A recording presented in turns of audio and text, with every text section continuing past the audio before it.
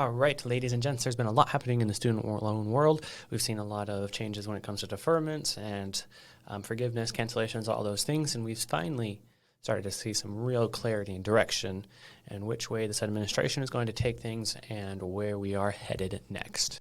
So first off, the biggest piece of news is that President Biden has announced that he's considering $10,000 of forgiveness per borrower.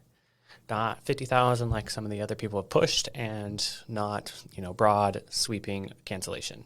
Two, to qualify for that $10,000, right now it is said that you're going to have less than $125,000 a year of income. So that's a big change for a lot of people. A lot of people are expecting it to go across all borrowers, but he looks like he's targeting it towards a little bit lower income borrowers, even though I wouldn't say $125,000 a year is low income. Not by any means. And three, they're going to keep improving the current forgiveness programs. We've already seen a lot of changes in those programs, and we're going to keep seeing more. And the current changes have been very, very beneficial for the borrowers that qualified for them, and now they've expanded to qualify a lot more people. I think 725,000 people. That's the things we're going to see coming up next. What we're not going to see in the future is going to be these. Number one, we're not going to see broad cancellation of loans. A lot of people I've talked to, I thought that they were going to do a broad cancellation and forgive everything. There's been some pretty clear things said that that's not happening.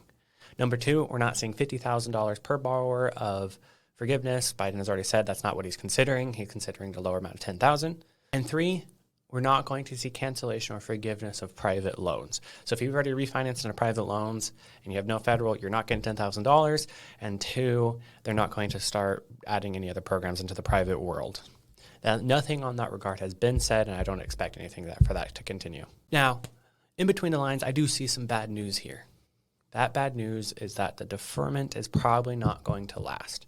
Once they make a decision on what they're doing for forgiveness, I don't see any reason why they would continue deferring the student loans. So, maybe they'll extend it one more time. I don't know, but I would not expect that to continue for an extended period of time from here on out. And so that needs to be accounted for, and people need to start planning for it. Right now, I talked to a lot of people, and a lot of people are really unsure on what to do because they don't want to pay off their loans and then realize they've missed out on having them all forgiven in a year or a couple years from now. So the best thing you can do right now is just hopefully qualify for that $10,000 forgiveness, and if not, just be ready to pay for your student loans like you were before if you are not already doing that. The $10,000 forgiveness is probably not going to help that many people in a very significant way. But the people that it does help, I hope just maybe it helps them the most. And just as a PS, I've been effectively helping people eliminate their debts while also building wealth at the same time using our Debt Free for Life system. And if that is something that interests you, please shoot me a DM or comment, and I'm happy to get you a little bit more information and see if that's something that could be helping you.